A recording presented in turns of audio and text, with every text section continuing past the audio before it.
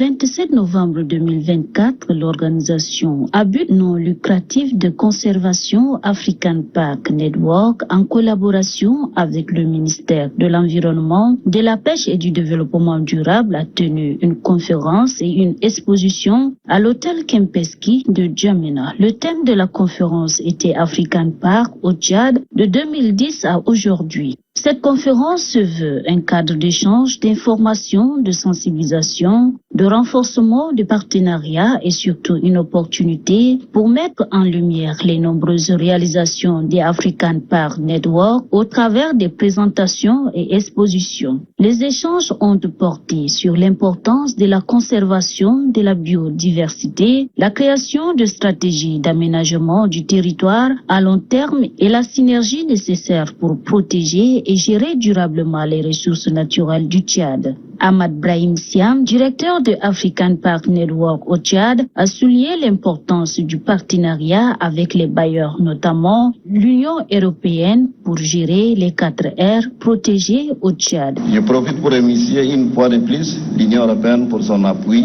multiforme, dont les aires protégées gérées dans le cadre des partenariats publics-privés bénéficient. Nous saisissons de cette opportunité pour solliciter l'appui du gouvernement à travers le ministère de l'Environnement afin de prendre l'effective d'intégration des gardes à la fonction publique.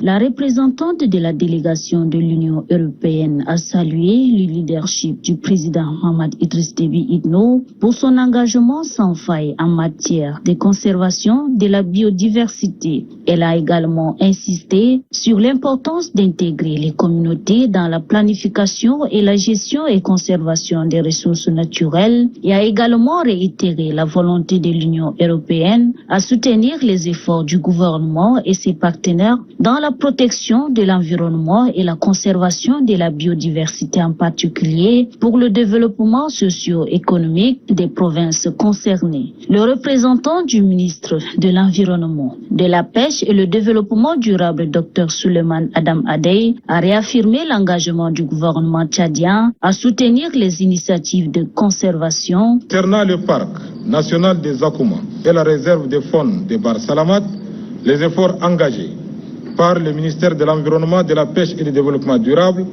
visant à assurer, d'une part, une pleine intégrité du parc dans les limites établies en 1963 et d'autre part, le plein respect des règles d'utilisation des terres dans la réserve seront poursuivis. L'événement a permis de renforcer les partenariats entre les acteurs de la conservation, du développement et du tourisme durable. Les participants ont salué les projets d'African Park Network qui ont non seulement un impact positif sur la biodiversité, mais aussi sur les conditions de vie.